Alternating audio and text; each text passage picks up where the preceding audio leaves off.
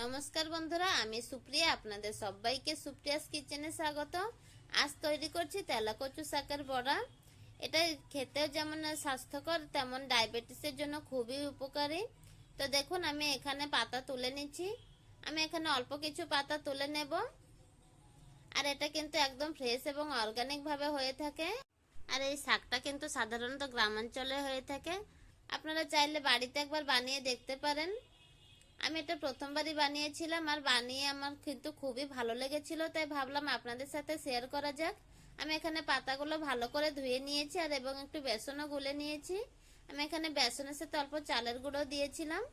এবার লো ফ্লেমে আস্তে আস্তে করে ভালো করে ভেজে নেব, ক্রিস্পি হওয়া পর্যন্ত। আর এটা কিন্তু মাত্র 5 থেকে 7 মিনিটের মধ্যে কিন্তু ভাজা হয়ে যায়। তো গরম গরম এই পকোড়াটা খেতে কিন্তু ভীষণই ভালো লাগে। আর দেখুন কতটাই ক্রিস্পি হয়েছে। এটা রেসিপিটি ভালো লেগে থাকলে একবার অবশ্যই